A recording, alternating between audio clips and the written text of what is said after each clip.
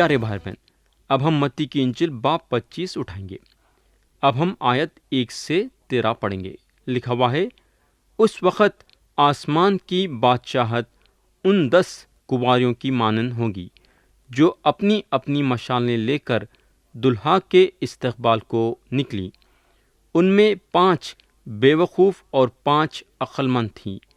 جو بے وقوف تھیں انہوں نے اپنی مشالیں تو لے لیں، مگر تیل اپنے ساتھ نہ لیا۔ مگر عقل مندوں نے اپنی مشالوں کے ساتھ اپنی کپیوں میں تیل بھی لے لیا۔ اور جب دلہا نے دیر لگائی تو سب اونگنے لگیں اور سو گئیں۔ آدھی رات کو دھوم مچی کہ دیکھو دلہا آ گیا، اس کے استقبال کو نکلو۔ اس وقت وہ سب کنواریاں اٹھ کر اپنی اپنی مشالیں درست کرنے لگیں، اور بے وقوفوں نے عقل مندوں سے کہا کہ اپنے تیل میں سے کچھ ہمیں بھی دے دو، کیونکہ ہماری مشالیں بجھی جاتی ہیں۔ عقل مندوں نے جواب میں کہا کہ شاید ہمارے تمہارے دونوں کے لیے پورا نہ ہو، بہتر یہ ہے کہ بیچنے والوں کے پاس جا کر اپنے واسطے مول لے لو۔ جب وہ مول لینے جا رہی تھی تو دلہا آ پہنچا، اور جو تیار تھیں وہ اس کے ساتھ شادی میں چلی گئیں، اور دروازہ بند کیا گیا۔ پیچھے وہ باقی کنواریاں بھی آئیں اور کہنے لگیں، اے خداون، اے خداون، ہمارے لیے دروازہ کھول دے۔ اس نے جواب میں کہا، میں تم سے سچ کہتا ہوں کہ میں تمہیں نہیں جانتا۔ پس جاگتے رہو، کیونکہ تم نہ اس دن کو جانتے ہو نہ اس گھڑی کو۔ پیارے بھائی اور بہن، نیا عہد نامہ کے زمانے میں اسرائیل کے قائدوں کو سمجھنے کے لیے لوگ جو ہیں سفارش کرتے ہیں کہ پیشتہ جو سوریہ زبان میں بائبل کا ترجمہ کیا گیا ہے پڑھنے کے لیے۔ یہ جو پیشتہ ہے اسرائیل کے قائدوں پہ روشنی ڈالتی ہے۔ تو کلام پیشتہ بائبل ترجمہ کے مطابق یہ بتاتا ہے کہ 10 کنواریاں مشالیں لے کر دلہا اور دلہن کے استقبال کو گئے، جس کا مطلب یہ ہے کہ دلہا شادی کے بعد ضیافت میں شریک ہونے آ رہا ہے۔ میرے خیال سے، یعنی کہ جہاں تک میں سمجھتا ہوں، کہ حالانکہ یسوع مسیح کی اور کلیسیا کی شادی آسمان میں ہوں گی، مگر جو شادی کی ضیافت ہے وہ زمین پہ ہوں گی۔ لوقا کی انجیل کا ایک حصہ اس کے بارے میں بتاتا ہے، یعنی کہ شادی کے بارے میں۔ اگر ہم لوقا کی انجیل باب 12 اور اس کی آیت 35 اور 36 پڑھیں گے تو لکھا ہوا ہے، تمہاری کمریں باندھی رہیں اور تمہارے چراغ جلتے رہیں، اور تم ان آدمیوں کی مانند رہو جو اپنے مالک کی راہ دیکھتے ہو کہ وہ شادی میں سے کب لوٹے گا، تاکہ جب وہ آ کر دروازہ کھٹکھٹائے تو فوراً اس کے واسطے کھول دیں۔ تو اگر آپ دیکھیں گے تو شادی ہو چکی ہے اور دلہن دلہے کے ساتھ ہے۔ تو یہ 10 کنواریوں کی تمثیل میں مسیح دلہا کے حیثیت سے بتائے گئے ہیں، اور مسیح اپنے دلہن کو ساتھ لے کے آ رہے ہیں، اور جو یسوع مسیح پہ ایمان رکھنے والے ہیں وہ مسیح کے لیے ٹھہرے ہوئے ہیں۔ زمین پہ بڑے مصیبت کے دن گزر رہے ہیں، یعنی کہ انگریزی میں اس کو ٹریبولیشن بولتے ہیں، اور مسیح وہاں آسمان میں اپنے دلہن کے ساتھ ہیں، یعنی کہ ان کی دلہن ہے کلیسیا۔ اس کے بعد جب مصیبتوں کے 7 سال پورے ہونے کو ہیں، مسیح اپنے کلیسیا کے ساتھ زمین پہ آتے ہیں۔ یہ ہوگا۔ کلام آگے تیل کے بارے میں بتاتا ہے۔ تیل جو ہے خدا کی روح کی نشانی ہے۔ آگے کلام بتاتا ہے کہ دونوں، یعنی کہ عقل مند اور بے وقوف کنواریاں سو گئے۔ دونوں میں فرق یہ تھا، عقل مندوں کے پاس خدا کی روح تھی اور بے وقوفوں کے پاس خدا کی روح نہیں تھی۔ اب سوال یہ پیدا ہوتا ہے کہ خدا کی روح بے وقوفوں کے ساتھ کئی کو نہیں تھی، اس لیے نہیں تھی کئی کو بولے تو ان لوگ سچے ایمان رکھنے والے نہیں تھے۔ یہ ہوگا ہمارے خداوند جو ہیں یہ تمثیل کو ہم سب کو خبردار کر کے ختم کرتے ہیں۔ آیت 13 میں لکھا ہوا ہے، جہاں مسیح بولتے ہیں، پس جاگتے رہو کیونکہ تم نہ اس دن کو جانتے ہو نہ اس گھڑی کو۔ تو پیارے بھائی اور بہن، ہم ہمیشہ مسیح کا انتظار کرنا ہے۔ مسیح جو لفظ یہاں نکالے ہیں وہ ہے جاگتے رہو، زبردست لفظ ہے۔ یہ ہوگا اب ہم ایک اور تمثیل پہ جائیں گے اور وہ ہے توڑے کی تمثیل۔ آیت 14 سے آیت 30 پڑھیں گے۔ لکھا ہوا ہے، کیونکہ یہ اس آدمی کا سا حال ہے جس نے پردیس جاتے وقت اپنے گھر کے نوکروں کو بلا کر اپنا مال ان کے سپرد کیا، اور ایک کو 5 توڑے دیا، دوسرے کو 2، تیسرے کو 1، یعنی ہر ایک کو اس کی لیاقت کے موافق دیا، اور پردیس چلا گیا۔ جس کو 5 توڑے ملے تھے اس نے فوراً جا کر ان سے لین دین کیا اور 5 توڑے اور پیدا کر لیا۔ اسی طرح جسے 2 ملے تھے اس نے بھی 2 اور کمائے، مگر جس کو 1 ملا تھا اس نے جا کر زمین کھودی اور اپنے مالک کا روپیہ چھپا دیا۔ بڑی مدت کے بعد ان نوکروں کا مالک آیا اور ان سے حساب لینے لگا۔ جس کو 5 توڑے ملے تھے وہ 5 توڑے اور لے کر آیا اور کہا، اے خداوند، تو نے 5 توڑے میرے سپرد کیے تھے، دیکھ میں نے 5 توڑے اور کمائے۔ اس کے مالک نے اس سے کہا، اے اچھے اور دیانتدار نوکر، شاباش، تو تھوڑے میں دیانتدار رہا، میں تجھے بہت چیزوں کا مختار بناؤں گا۔ اپنے مالک کی خوشی میں شریک ہو۔ اور جس کو 2 توڑے ملے تھے اس نے بھی پاس آ کر کہا، اے خداوند، تو نے 2 توڑے میرے سپرد کیے تھے، دیکھ میں نے 2 توڑے اور کمائے۔ اس کے مالک نے اس سے کہا، اے اچھے اور دیانتدار نوکر، شاباش، تو تھوڑے میں دیانتدار رہا، میں تجھے بہت چیزوں کا مختار بناؤں گا۔ اپنے مالک کی خوشی میں شریک ہو۔ اور جس کو 1 توڑا ملا تھا وہ بھی پاس آ کر کہنے لگا، اے خداوند، میں تجھے جانتا تھا کہ تو سخت آدمی ہے، اور جہاں نہیں بویا وہاں سے کاٹتا ہے، اور جہاں نہیں بکھیرا وہاں سے جمع کرتا ہے۔ پس میں ڈرا اور جا کر تیرا توڑا زمین میں چھپا دیا، دیکھ جو تیرا ہے وہ موجود ہے۔ اس کے مالک نے جواب میں اس سے کہا، اے شریر اور سست نوکر، تو جانتا تھا کہ جہاں میں نے نہیں بویا وہاں سے کاٹتا ہوں، اور جہاں میں نے نہیں بکھیرا وہاں سے جمع کرتا ہوں۔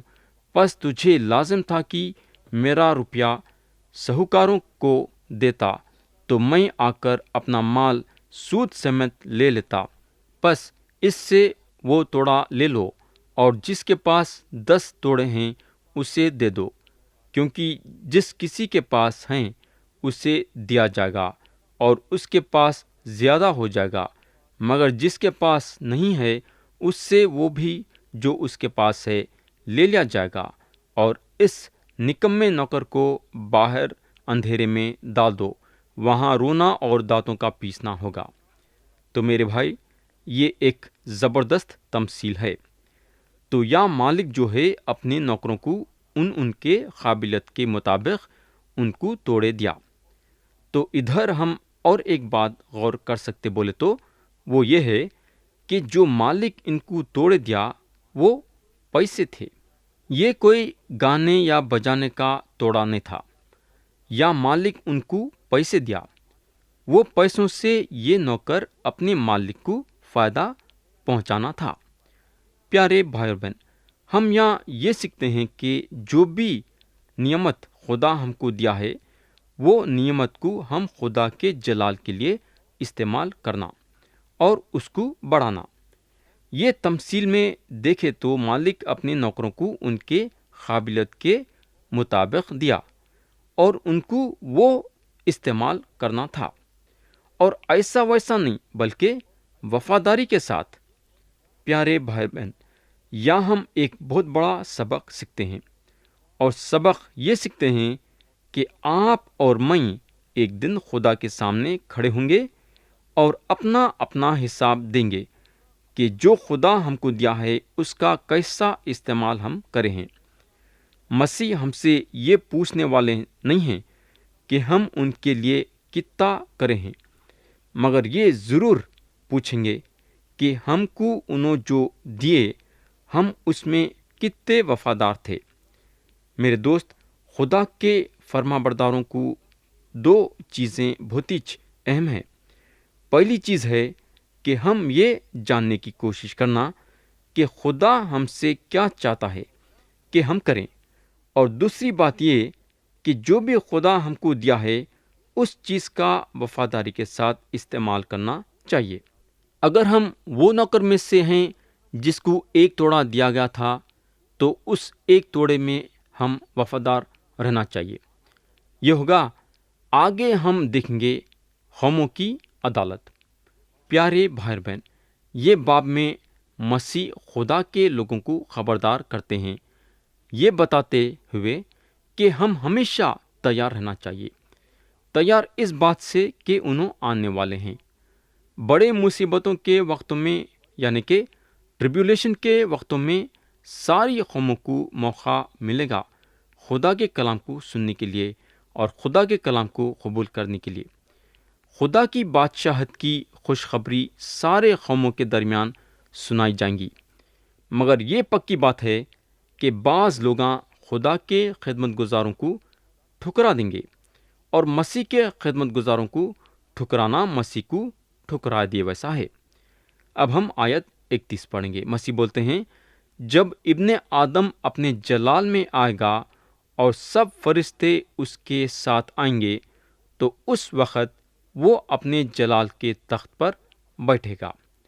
تو یا مسیح ہم کو ان کے بارے میں یہ بتاتے ہیں کہ انہوں جلال کے تخت پہ بیٹھیں گے، یعنی کہ سارے دنیا پہ انہوں حکومت کریں گے، اور یہ ایک بہت بڑا پیغام ہے۔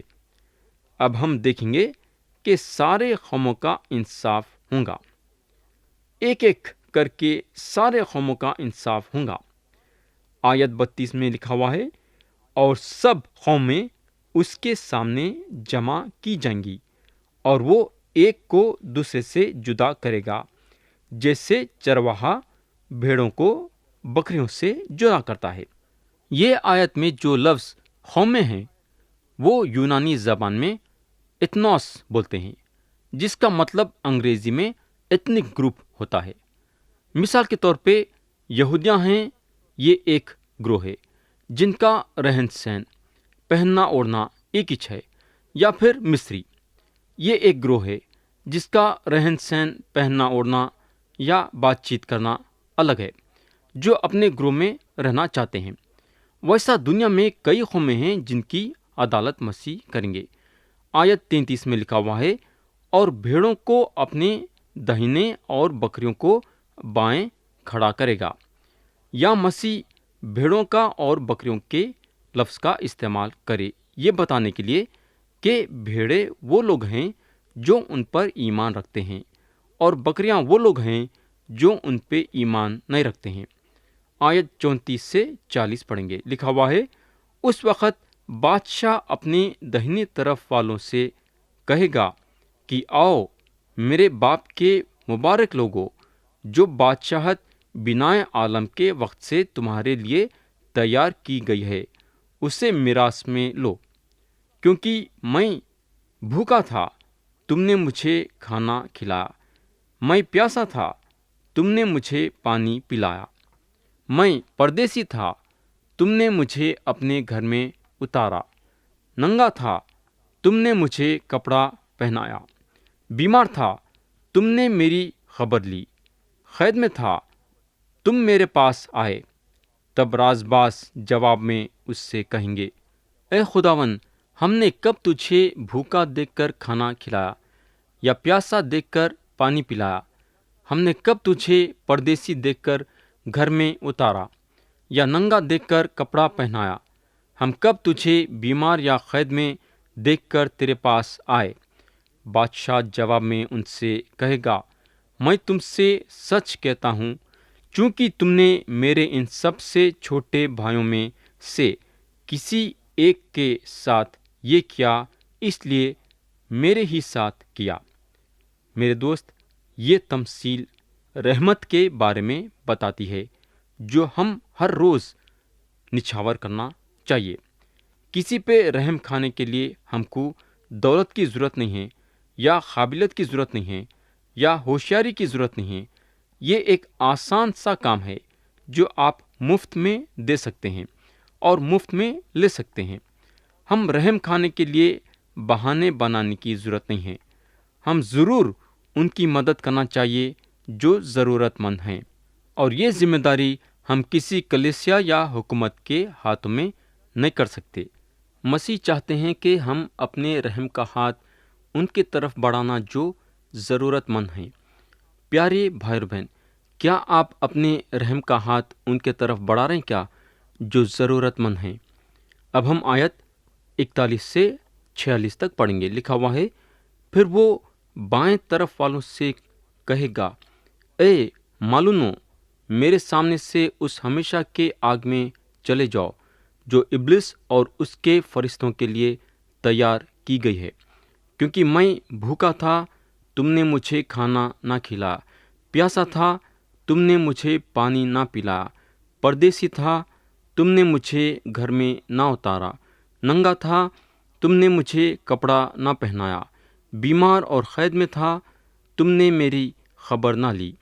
تب وہ بھی جواب میں کہیں گے، اے خداوند، ہم نے کب تجھے بھوکا یا پیاسا یا پردیسی یا ننگا یا بیمار یا قید میں دیکھ کر تیری خدمت نہ کی؟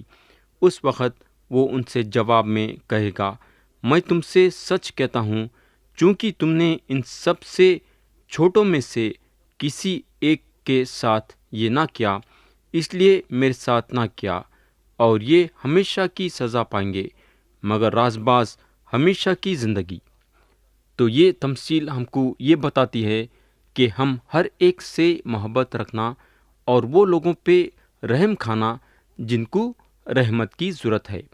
تو ایسی محبت ہماری مدد کرتی ہے ہمارے زندگی کے ذریعے سے خدا کا جلال ظاہر کرنے کے لیے۔ تو یہ ختم ہوا باب 25، اور اب ہم اٹھائیں گے متی کی انجیل باب 26 آیت 1 پڑھیں گے۔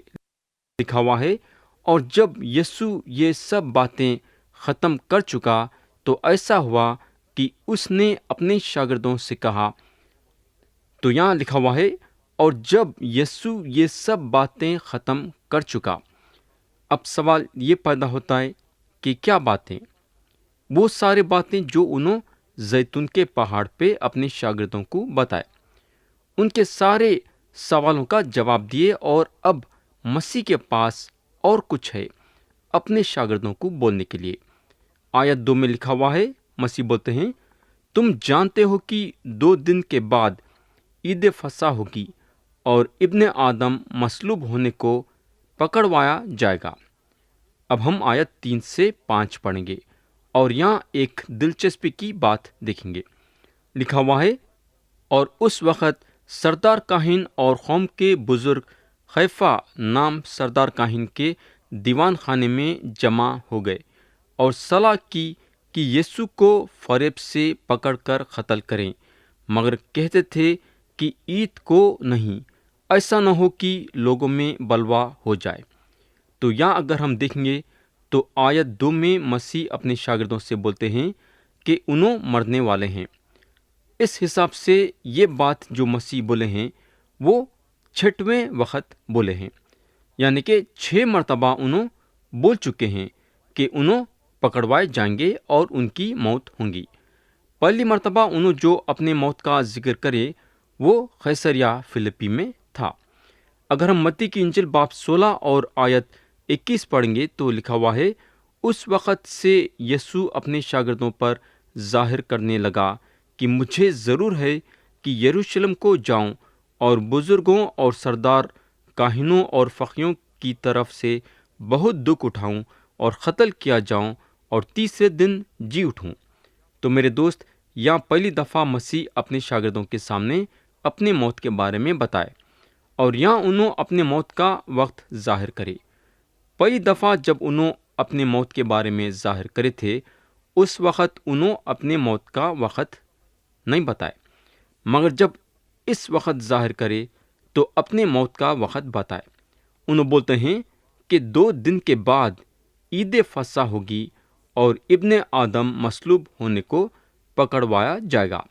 مگر ہم مذہبی بزرگوں پہ غور کریں گے تو ان کے کچھ الگ ارادے تھے اور الگ خیال تھے۔